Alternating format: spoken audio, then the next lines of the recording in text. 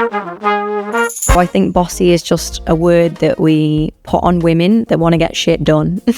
I truly thought that he just didn't know how to find it properly and maybe just wasn't great at the internet and things, but quickly discovered that it was just a severe lack of options. Because I'd been making my own clothing since I was like 10, 11, I'd accidentally been making adaptive clothing. That is what's important about being a founder, and what makes it easier to be a founder is if it's something you truly care about, you've really spotted a gap in the market or a problem that you believe you can tackle.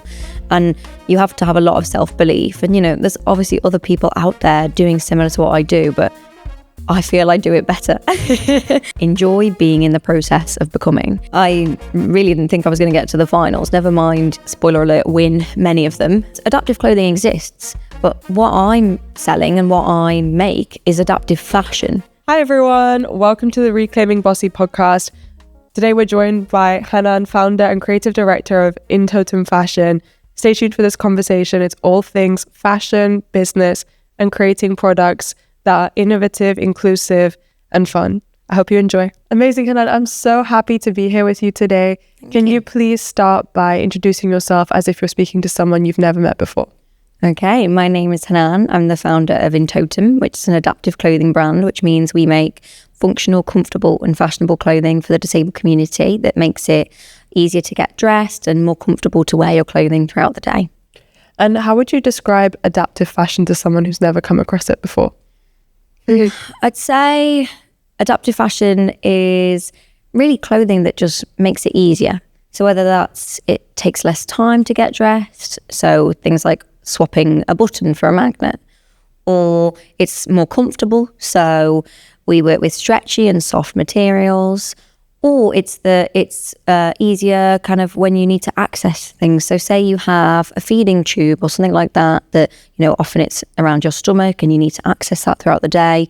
Our clothing has that built in, so you can access it easier. So all of those features make it adaptive, and it also means it makes it easier for if you've got a disability or if you're just somebody that likes clothing that's a bit easier to put it on. This is so important and something that's not spoken about that much. Like, I didn't really consider it before I met you at a pitch event. And so can you talk a little bit more about how you were exposed to adaptive fashion and what's your origin story? Yeah. So, when you say that you didn't know about adaptive fashion, like, that is the most common thing said to me. I think that is said to me by most people I meet and tell about adaptive fashion, because ultimately you wouldn't know about it if you haven't had you don't have a disability yourself, you haven't had exposure to the disabled community. And for me, discovering adaptive fashion was a very similar story. It was my granddad. He had cancer, and as a result of the cancer, he had to get a stoma bag, which is a bag that replaces his bladder, and it sits right on his stomach, basically right on his waistline. And where that bag is, it means it can be quite difficult with clothing. You don't want to wear something that's too tight that might burst the bag. You also, need to be able to access it easily throughout the day. And so he was looking for clothing. He was looking for solutions. And, he did the first reasonable thing. He asked the nurses and he asked, other people with stomas. And the solution presented to him was tracksuit bottoms, which no one wants to wear tracksuit bottoms every day. And he's also a really smartly dressed guy, so he didn't want to wear tracksuit bottoms. And when he kind of, told me about this problem, and, I saw it firsthand, I saw what was happening to him. I saw he'd stopped going out to see his friends, he'd stopped going to football and taking part in sports that he liked to do, which, was really upsetting to see. I truly thought that he just didn't know how to find it properly and maybe just wasn't great at the internet and things, but quickly discovered that it was just a severe lack of options, and that really his options were either tracksuit bottoms or something really just medical and ugly is the only word for it, just something you wouldn't want to wear, and I definitely wasn't going to make my loved one wear. That's so sad that the options weren't there. What was it like creating something that didn't really exist? What was your journey like? It's always a difficult one, because you've got the kind of one side of it where you're trying to come up with an idea and a solution and things, and then the other side where you're trying to convince other people of this idea. And obviously if it's something that hasn't existed before, it's really hard. It's a lot harder to say and try and explain to people what it is or how important it is if there's nothing to go off. And especially when we're talking about disability, where unless you have that experience, you probably, as you say, never considered it. So trying to explain also the problem to people makes it really difficult.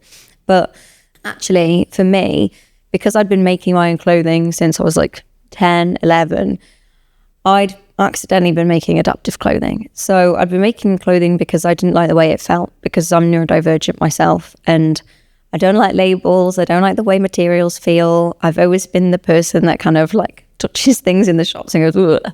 And so I had kind of been making sensory friendly clothing already. And I thought, okay, I need to do this. I need to make adaptive clothing. And I already wanted to be a fashion designer. So I took the, idea to university with me. When I had my entry interview into London College of Fashion, I said to them, I'm here to do adaptive clothing. You either take me or I'll go do it elsewhere.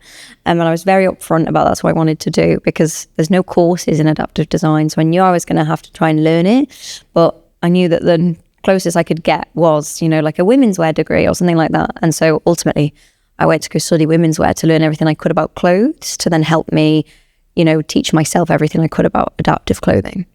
That's so powerful. And I think that everyone should learn how to learn and how to teach themselves stuff.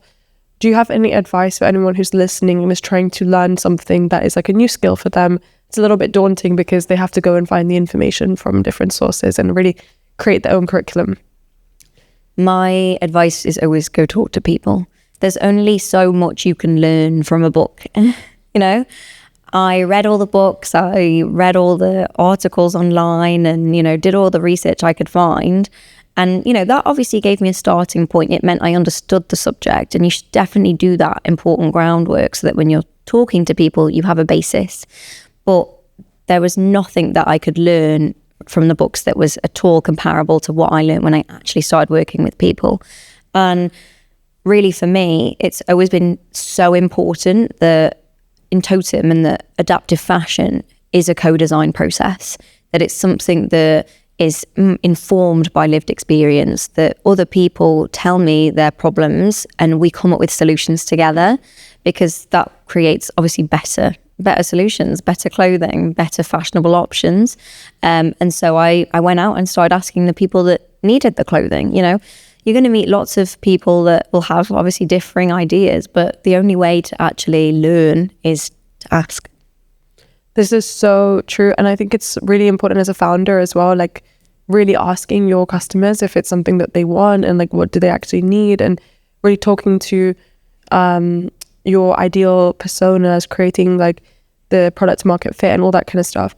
What was it like going from designer to founder, and how was it like turning that idea for a brand and for an item into a business?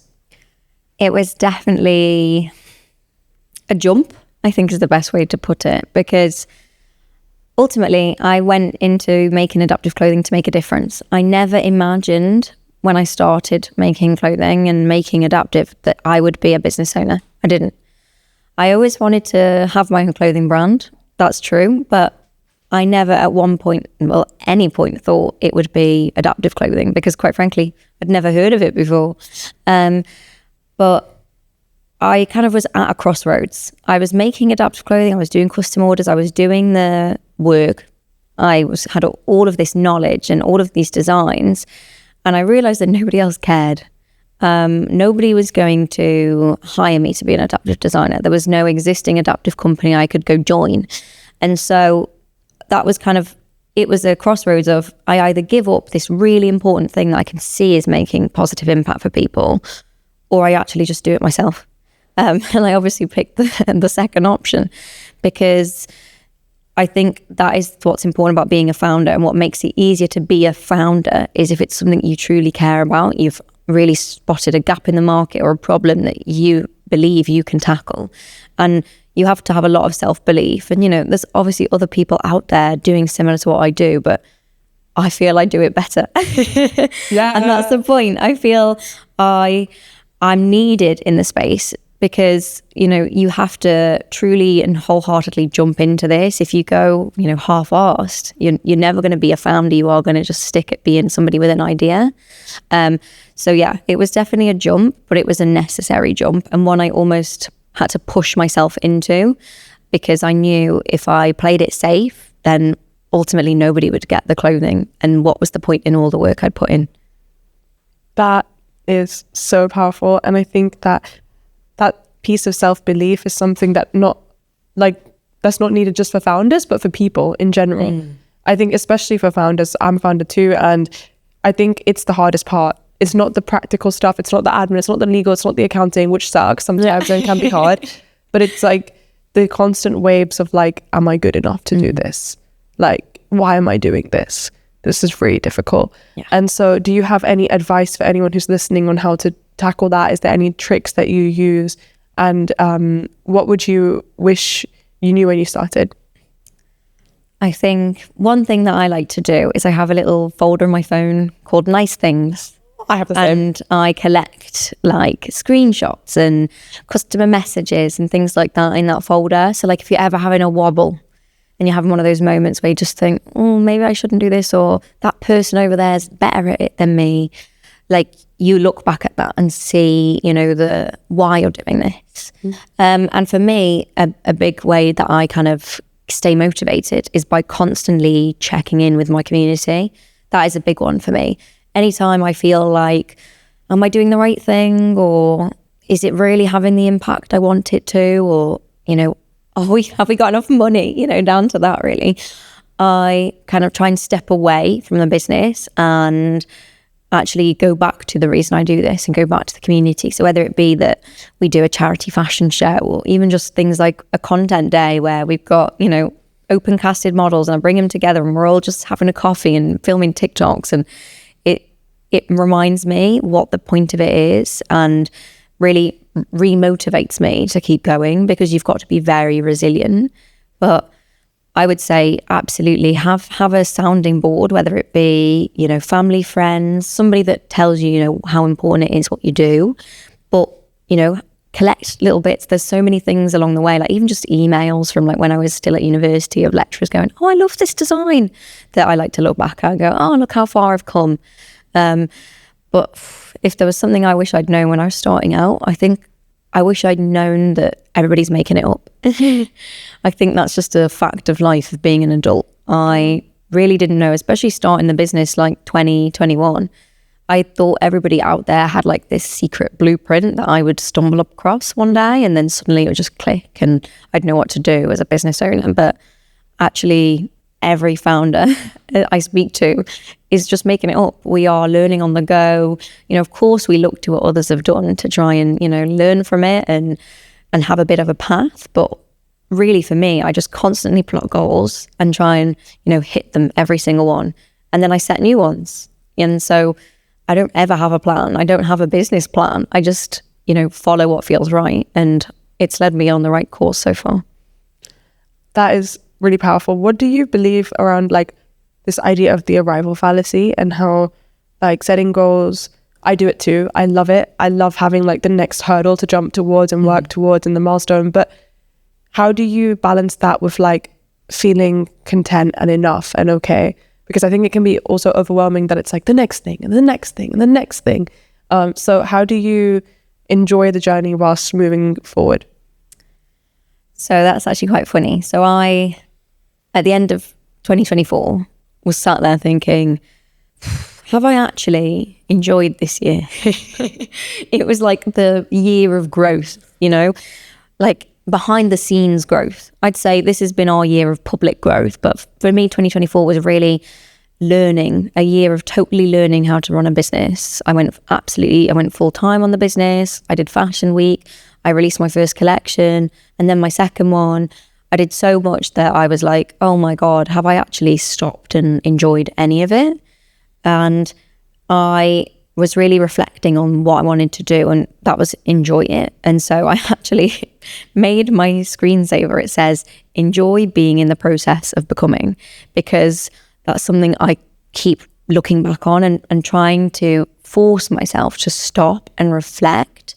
And kind of even just taking moments when I'm like editing something for social media and putting it together, or I'm speaking like this with you, I like to think, wow, like what were you doing this time last year? Or what were you doing this time last month? And the progress I've made since then. So I think you have to regularly check in with yourself and actually force yourself to like say wow and say well done to yourself, because I'm just a lover of goals. I'm always wanting the next big thing, the next shiny thing. I'm wanting to be bigger, to be better. I mean, even on my way here, I was thinking, what improvements could I make to our packaging? And, you know, I need to stop and think, yeah, but what improvements have you made? Like, you know, this time last year, it was just going out in random stuff. Now it's all branded and nice and, you know, waterproof and like recycled and all the things that I wanted this time last year. So you have to, when you set a goal, reflect on why you're setting that goal and how it's different to the ones you set a year ago, and actually enjoy them. That's so powerful. I'm going to start doing that because I think it's something I struggle with as well. And what you said around the packaging is so important, because I think that's another thing that makes a good founder. It's like, how often can you iterate? You just have to start. You have to get going and then you get good. Yeah. And you have to deal with, like, there's so many things about my business that are cringe right now.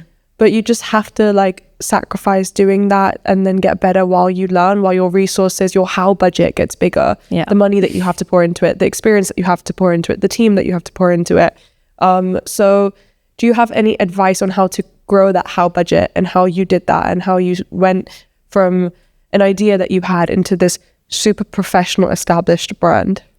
Yeah, I mean, it's, first of all, it's always about kind of doing, as you're saying, do before it's perfect is just such an important one. And you have to be okay with being cringe, because in order for it to be polished, you have to be cringe for people to tell you it's cringe as well. You know, you have to release things that you're not 100% like in love with in order for you to find out if people love it or not. It's actually some of the products I spent some of the most time on in the earlier stages are like the products that are classed as failures. And then some of the ones that were more spur of the moment or kind of a idea that woke me up in the middle of the night have gone on to be bestsellers. So, you know, don't spend too much time on things, because the more you overthink it, often the worse it becomes. But for me, in terms of getting funding, I knew I didn't have any. I knew going into this, I had none. You know, I didn't have any family money or like a pot of gold sat somewhere I could turn to. But I knew I was determined to have this idea be a reality. And so I looked around, what are other people doing? Because surely not everybody just, you know, walks into the bank and gets a big loan or something. And I knew I wasn't going to get one. Ultimately, I was 20. And, you know, a 20-year-old woman asking for money for a clothing business, I knew the bank wasn't going to say, there you go, have some cash. So I thought, okay, like, where can I get this from? I looked at other founders and I saw that they were doing kind of competitions and pitching, and especially I saw that there was kind of like a space for graduates and graduate businesses, and that was something that, you know, a lot of the universities that were more science-based were doing, or technology-based. I saw a lot of tech companies coming out of these universities, and I was like, well, in the rules it doesn't say you can't, you know, not apply as a creative business. I think just as creative businesses, we're used to almost like slogging through to find that, you know, wow moment. And I was like, well, I'll just go against all the tech companies. So in my final year, I decided that I was going to have to fully establish this as a business. So I think it was January of 2023, I registered as a business officially. I then started to enter every business competition I could find. So, you know, my university had one, and then the Mayor of London had a competition. I saw loads of them online, and I looked at what other businesses had applied to and won the previous year, and so started to apply to those as well. And so I found myself like getting through some of the rounds, and I was like, okay, this is going okay, but I really didn't think I was going to get to the finals. Never mind, spoiler alert, win many of them. And so again, I had to have loads of self-belief in that moment. But I was also a student. I was writing my dissertation. I was doing my final collection. And even my parents, I remember them turning to me and saying, you know, Hanan, we love this. We love your idea. We love your passion for it. But like, honestly, how are you going to make this happen? You know, they were like, you're going to have to think about a job, because the business, it's really lovely to assume you're going to win, but where are you getting the money from? And I was just like, no, I'm going to win. I'm going to win the money and it'll be fine. Trust me. Because I needed to tell myself I was going to win, or I don't think I would have. And so, yeah, I basically applied to all these competitions and won a fair few. So, but by the time I graduated, I'd already won my first one. So that was the Mayor of London competition, which gave me £20,000, which was like incredible. And yeah, then by the time I went on holiday that year, which was September, so after I'd kind of wrapped up everything at university and graduated, I had won £50,000, I think it was, or just around there. So we actually met at a pitch competition. Yeah. And I saw you pitch and you won. Thank you. And I think it's so powerful the way that you shared your story. And I have been pitching I started my company through pitch prizes as well. Yeah. Not like 20, 50K checks, but little and often. And I think it's so powerful. And that's the essence behind what I do with my work. And I judged a pitch panel recently. And it was so interesting because there were so many companies that had such brilliant ideas, but like shit pitches. Like just because it was like an articulation thing. It was a confidence thing. It was like, I can read the slides. The slides are great. Yeah. Like, what are you doing? Like, and so what advice do you have about giving a good pitch in terms of content, in terms of how you articulate yourself, and in terms of confidence as well? I mean, confidence, you have to be confident in general in your business and in your idea. And if you're kind of thinking, oh, but I can't pitch it, then I truly believe maybe you shouldn't be the one running it, or bring in a co-founder, somebody that is more confident, because you have to be confident talking about your business every single day, because basically every day is a pitch. Even if it's not a competition, every day is a pitch. Like every person you speak to could potentially help you. So you need to be able to kind of go and talk about your business at any moment. Yeah. But for me, I'll be honest, I was so nervous. I've always loved to talk. I've always been a talker. I've always been kind of quietly confident, but I was not confident when it came to pitching my work because I was so nervous of people's opinions. I'll be really honest with you.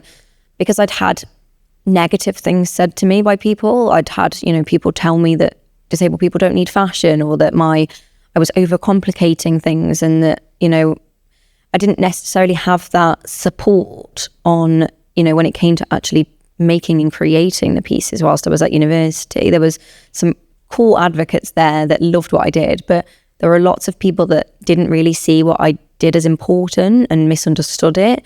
And so it made me super nervous when I was sharing my clothing, because I kind of internalized slightly that maybe this wasn't, the right way, or that, people just thought of it as like a silly idea rather than a business. And so when I was actually, talking about my work in university, I'd get upset a lot. I would get really nervous. I would get really overwhelmed. And, also being neurodivergent means that like I take things to heart a lot more than other people. And so it just ruminates in my brain.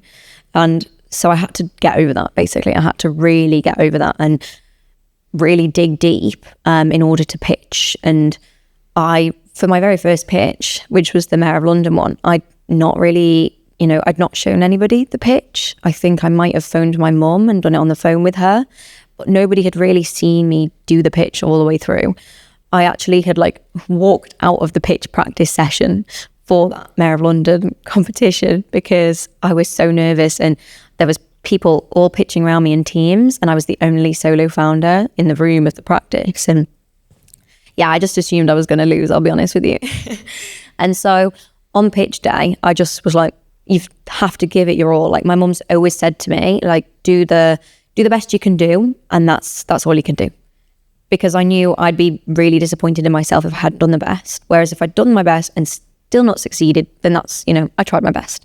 But really, I think you've got to be confident, and you've got to be really clear in what the problem is that you're trying to solve.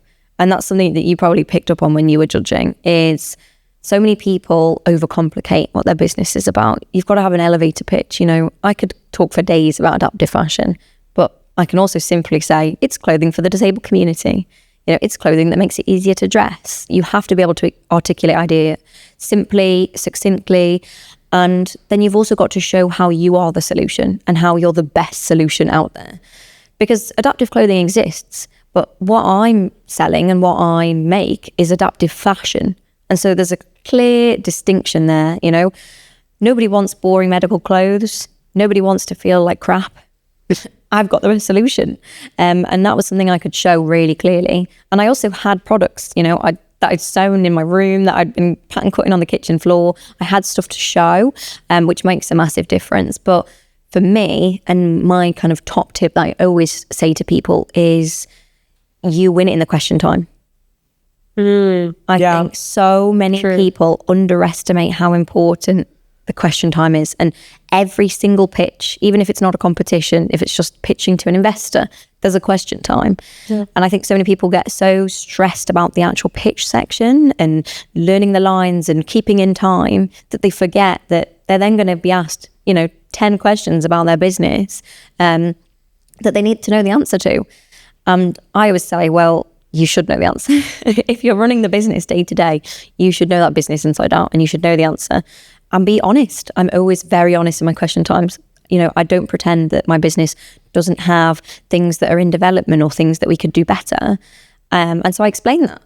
But I also explain what it can be and what my ambitions are and what I'm headed towards. So people see the potential in what I'm building. This is so true. It's so true. And I think one thing that I found really interesting as a judge and also as someone who has done the pitches like countless times, is like how to receive questions as well. Because I think sometimes if you're not careful, it can feel like criticism and you can behave a little bit defensively, and then that's a lose-lose. Yeah. Lose for you, lose for the people who want to invest in your journey and your story. And so you touched on criticism and being sensitive. I'm neurodivergent. I'm super sensitive as well. But what strategies have you put in place to kind of deal with that and to like deal with criticism and critique and questions in a graceful way, but also in a way that doesn't like feel too personal and sensitive to you? I think, especially with, you know, the field in which I work, a lot of people don't understand disability or don't have experience of disability. So of course you're going to get people that might word a question wrong, they might say the wrong terminology, or they might just not understand. And so I could go into that, you know, with anger, being like, you said that wrong, or we don't say that anymore. But, you know, that's a teaching moment. So often I'll try and quietly correct and say, you know, say they say the wrong terminology, I'll just immediately refer back to the disabled community or, you know, disabled people. And so then they understand immediately that they said the wrong word there. But also I've got, you know, a platform, a moment there to tell someone that probably what they're thinking is wrong, or maybe it's actually something that I've misconstrued in my pitch. So that is your opportunity to kind of spin it. Even if necessarily, what if they say, you know, oh, we think your clothing's too expensive or something like that. Then that's my moment to say, well, actually, our price reflects our quality, reflects the time put into it, reflects how durable it is. You know, you could buy 5 coats for £50, or you could just buy my coat for £200 and you buy it once, because that coat's going to fall apart and mine's not. And, you know, then they'll go, oh, okay. And so what you might have kind of had your back up at, you can actually use as a moment to explain about your business, but also as a teaching moment a lot of the time. And I think it's really important that you take questions with grace, because if you are, you know, angry or reactive to a question, that totally loses, you know, it loses people's attention, it loses the empathy they might have had for your pitch, and it loses you the competition. There's absolutely no reason you should respond in that way. And so, yeah, you have to learn to kind of be okay with that. But then there are going to be people that just don't understand, you know, especially when I'm in spaces like tech spaces or things like that, or finance, where they just sometimes don't care. And I can't change everyone's opinion. You know, my job ultimately is to make clothing for the disabled community. It's not to change the minds of people that were never going to be changed. And so I just choose to ignore that. It's probably not the healthiest way to do it, but my upbringing, my mum's always been very much like, oh, well, they're wrong. You know, whenever something would go wrong, if I'd lose something or, you know, I'd come home and I'd be like, oh, they didn't like my painting. She'd be like, well, they're wrong. And I kind of take that attitude, and it's just something I say to myself, because I think if you stop and think too much about criticism, it will get to you. Whereas if I just have the opinion and have the kind of attitude of water off a duck's back, it means I can carry on and just keep making actually positive impact without stewing in the negativity from someone else. I love that. And I feel like that's the secret sauce behind how you've been able to kind of catapult this year and really do lots of cool things. So Fashion Week, I want to hear about Fashion Week. Talk to me about all the other exciting things that are happening or have happened. Oh, we've had so many big wins this year. It's been lovely. I'm so excited. I'm already thinking about my next year goals and trying to set them, and actually really excited thinking about them, because goals that I had for 2025 and things that weren't even on my list have happened. And so Fashion Week wasn't on the list. I'll be really honest with you. After Fashion Week in 2024, I was so exhausted. That was actually, you know, I experienced burnout for the first time after Fashion Week in 2024, because, you know, I didn't have it as bad as some people do. I didn't really allow myself to take as much time as I probably should have, but I really did need a break. I was just so exhausted getting to there, and there was so much behind the scenes, and I was really so early into my business journey getting there that I was really overwhelmed with it. And I loved the day. I loved the show day so much, but I didn't even have a chance to appreciate it, because as soon as I'd finished that, I went straight into other stuff. And that's where I was like, no, we're not doing that this time. I need to be able to sit and appreciate it. So with Fashion Week this year, I made sure I had much better time to prep. I was also really, you know, even more excited about this collection, because I'd put so much work into it, and I was really excited about what it could mean for people, because the initial feedback we'd had was really good. And actually Samantha, who organises and runs the show, she approached me and was like, I would absolutely love to have you in it. And I was thinking on it, and I was brewing on it, and I was like, okay, if I do this, it needs to be better than the last one. It needs to be bigger, it needs to be better. And so I'd also learned from the first one. And so I went into it with a totally different attitude. I didn't go into it with the attitude which I think most people take to Fashion Week, because I've worked for other brands, I've been behind the scenes at many different shows, and it's chaos. And I was determined for it not to be. I wanted it to be a day of joy and celebration. And I can honestly say that it was that. I think I myself, all of my models had just such a good day. You know, you've got your hair done, your makeup done, and, you know, we did our practices, and we did lots of, we did group shots outside and all of this, and it was really fun. And I think it truly reflected the ethos of the brand, which is all about disability pride and disability joy. And we brought that to the day. And everything I do, build in all different accommodations so people can have the time and have the space they need with their disability. And I really took control over that with the show this year and loved it. And then exactly the same with our photo shoot. So what I love the most about all of the things we do is that we open cast them. It's something that is a core principle of the brand, and something I will never give up, is that I will put a call out and say, who wants to be a model for the day? Who wants to be in our photo shoot? And, the only requirement is that, you're 18 if it's for the adults, or if it's for our kids, that you've got parental supervision. And that's it. There is literally no other requirement. If you are willing to come to the shoot and willing to have a good time, then we'll have you. Because we want people that kind of have never seen themselves reflected in campaigns be able to take that stage, take that spot, and help other people, help the next generation see themselves in fashion.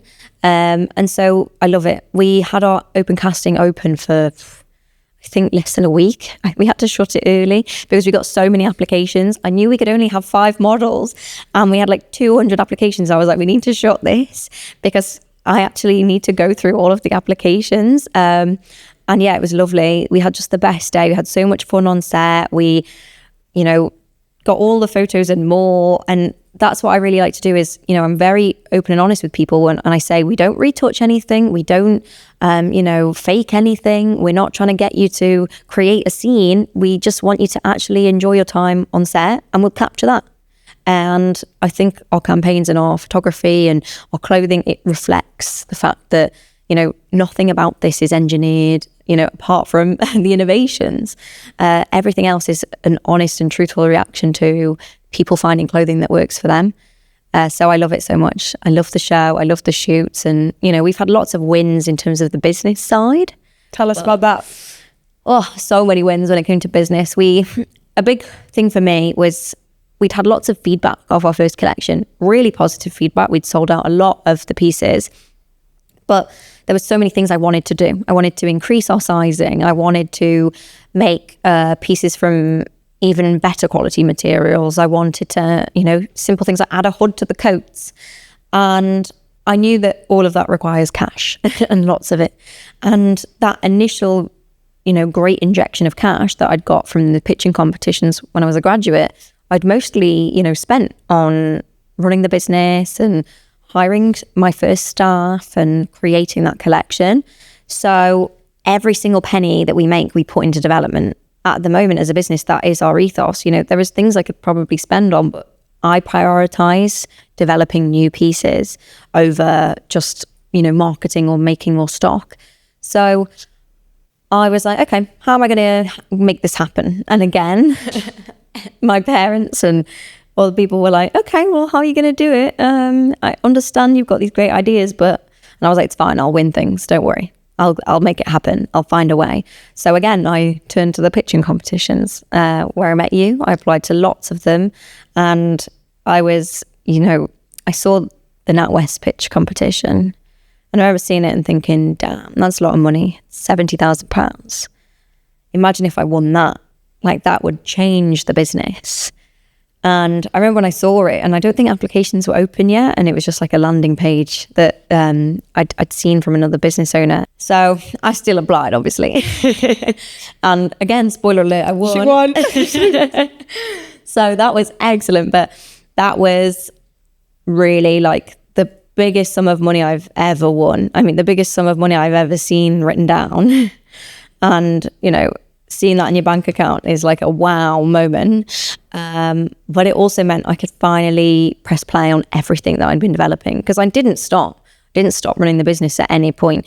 I didn't know how I was going to fund certain steps, but I was trying everything. We did a crowdfund, we did loads of different competitions, we did different community events and things. And all of those kept us afloat and kept us having enough cash to keep working on the pieces. But then I was at a point where I had the order ready to go. I had it there and I was thinking, okay, well, what piece can I order? Because I only had a bit of cash. But when I won the NatWest, I went, okay, we can order it all. And that was really the catalyst to being able to do what I wanted to do. But it didn't mean that I'm not then still scrappy. And I think that's an attitude you have to keep. That doesn't mean I've got, you know, £70,000 to just throw at the wall. It means I can pay off all the stuff, and it means that I can invest it in what we're building. And so, you know, for us, that's future development and sportswear. And it's also meant doing fun things like our marketing and our photo shoot could be a little bit bigger and a little bit better than the last one. And so I don't like to put too much cash, because I always like to be smart about it. I think it's really important as a business person to not just go, oh, I've got all this money, and throw it at things. You have to still make really calculated decisions. And do you have any advice for people who, like, there's a lot of people that don't get into business because they're like scared about the finance side of things. It's something that I struggle with a little bit. Like, it's not my natural core strength. Yeah. Since you didn't come from a finance background, what advice do you have around learning around that and confidence around that, and just like also just like feeling okay? Because I feel like a lot of people bring their own personal anxieties with money into their businesses. And so, like, how did you work through that? For me, it's always keeping an eye on money. I think it's really important to know what's coming and going. Personally, when it comes to my own finances, I can be a nightmare. You know, my friends laugh at how bad I am when I'm like, oh, it's only £5. And, you know, if it's sparkly, I'll buy it. But when it comes to business, I'm a totally different person.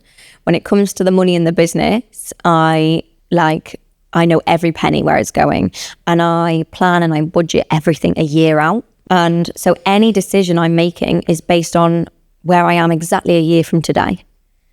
And I think it's really important to know you've got that runway and know that, you know, if shit hits the fan, you're going to be okay. Because I've seen too many amazing businesses fail because of cash flow. So always plan as if nothing's going to sell.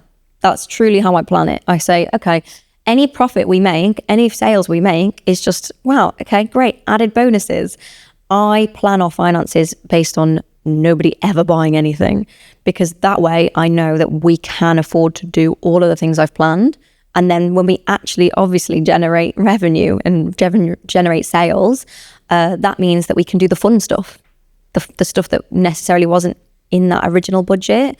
And so, yeah, I think that's super important to know where your money is, know where it's going, because that doesn't require a finance degree at all. You know, I'm trained as a fashion designer. It's not hard to understand where I'm putting my money and to make an Excel spreadsheet and to plan things out and, you know, plot what you're spending. So I think it's really important to know where all that's going, and even just take a step back I check in on that plan twice a month. I update it, where we're at, what we've spent, you know, any unexpected costs, all these different things. And it makes me feel much more confident in actually paying that invoice, because, you know, sometimes we have some big invoices. I mean, our manufacturing, talking, you know, over £20,000 I had to pay in one lump sum at one point, and I felt very sick because that's not a everyday purchase. But I also, you know, had it in my budget there. I'd spent it in my budget and could see its projections, and I'd calculated the potential returns. And so I knew it was the right money to spend. Don't just spend money frivolously. I think that's something that's really easy and accessible for people without complicating it, because I think there's so much jargon in running your business and like all this like stuff where it's just like you said, find a problem you really care about, figure out why you're the best person to work towards it, and then just keep moving. Yeah. What I found the most compelling about what you said around the competition is it looks tricky, mate. I think a lot of people wouldn't even apply because they feel like it's something that they can't do. I think I've struggled with that in the past sometimes, where I haven't felt like it's even worthy of me trying because it's so far away. And I'm working on becoming more and more delusional with time. But do you have any advice on like refining that delusion a little bit more and just being like, yeah, I can do it? I am a big lover of the phrase, don't ask, don't get. And as much as I hate this notion, I also like to think like a man. I really, you know, two of my closest friends are boys, and whenever they're talking about business or work, they're just kind of like, yeah, so I just asked for this, or I asked for a raise, or I was like, can you pay for this? And I remember, you know, having these conversations with them a couple of years ago and thinking, oh my God, I could never ask for that. I could never be that upfront. And I just decided I had to be. And so I now will just ask. I'll ask for anything. You know, don't be rude about it, but I'll ask. I'll go up to people. I'll introduce myself to someone and say, oh, I know you do this. Do you know someone that does blah, blah, blah that I'm after? Or would you be willing to show me this? And honestly, that has opened so many doors for me, is being upfront and asking people outright and being really just more confident in myself, because it's fake it till you make it. It's such an important one. You know, even if everything inside of me is telling me, I don't want to speak to that person. I don't want to speak to that person. I'd rather like hide in the corner of this room. I have to like I put on business Hanan, and I go up and I, you know, shake their hands. I say, hi, I'm Hanan. I'm the founder. And so I think if you almost have that kind of persona of, I need to be the business version of myself to help the scared version of myself, it really helps. And for me also, a lot of it is like, it's in the outfit. That's a big ethos of what we do with Intotum. Yes. Like I consider my clothing so much more than I consider what I'm going to say when it comes to pitching, which sounds ridiculous, but I know my business inside out. What I don't know is like what shoes and dress I'm going to wear to the pitch. So I will truly spend like I was thinking, okay, well, what one will make me feel best and which one haven't I worn recently and things like that. And especially, you know, with what I do in the business, I get to wear Intotum, which is great. So I'm thinking, okay, well, what outfit from Intotum is going to reflect me the most today? And I love doing that because I then almost do have that, you know, coat of armor. I have my clothing protecting me going into that pitch. And that's why I think it's so important, you know, clothing in general, obviously, because it really helps you be who you want to be. This is so powerful. And it's kind of frustrating that we have to say think like a man. Someone told me I have the confidence of a white man the other day. I was like, why would you say that to me? And they were like, oh, it's just because you like yourself and you know what you want and you can just say it. And I was like, why do I have to be a white man to do those things? And that's why this podcast is called Reclaiming Bossy. I wanted to end by asking you if you've ever been called bossy, what it means to you and if you're reclaiming it. Yes, I've definitely been called bossy. But the one that sticks with me the most, that sticks with me to this day, is I think I was about 7. Oof. Yeah. And a friend's mum told me I was bossy. And I remember being really annoyed because at the time, I was just trying to plan, I think like my birthday. I love planning and I love my birthday. Me too. And so I think I was trying to plan, you know, oh, we'll do this and we'll do this and the party bags will have this in or something like that. And I remember the friend's mum just being like, oh, you're quite bossy, aren't you? And that just really went against everything I believed in. Like, my mum is a very like strong businesswoman, you know? She, since I've started my own business, also started her own business, which is great to see. But she was always, you know, the person I looked to that had that, you know, she was the head in my family. And so I've thought, well, I'm not bossy, I'm just organized. I'm just doing what you're supposed to do. Like, I'm looking at the people around me, looking at my nana even, and seeing, you know, they're the ones that truly take control and actually make sure things happen. And so, yeah, bossy for me has always meant actually doing. I think that's it. Bossy means doing. It means doing what you want, doing what's right, and, you know, doing it effectively. And so I think bossy is just a word that we put on women that want to get shit done. Amen to that. Amen to that. What can people like do to find you? Where can they find you? What are you doing? Like, what are the bossy things that are happening for Hanan? Oh, so much is happening. So our next big thing that we're working on is sportswear, which I'm so excited about. We've just been up and down the country at focus groups. We've just wrapped up on our final one in our stage 1 of development. So we've, you know, got so many design ideas coming out of our ears, basically. And I'm so excited. We're going to start sampling and testing those next. And, you know, that sportswear is going to be stuff that helps, you know, your everyday gym goer, people walking the dog, all the way up to Paralympic athletes. And so we're really trying to show that sports and adaptive sports is for everybody. And then in terms of finding us, you can find us everywhere. So Instagram, TikTok, Facebook, we are Intotum Fashion. And then you can find us at intotumfashion.com. We've got all sorts of clothing. And, you know, if anyone's listening to this and thinking, oh, I wish there was, you know, something that they offered that we don't yet, reach out to us because we're always working on new pieces. Incredible. Thank you so much for all of your insights and stories. Thank you for having me. I've really loved it. Yeah, so glad.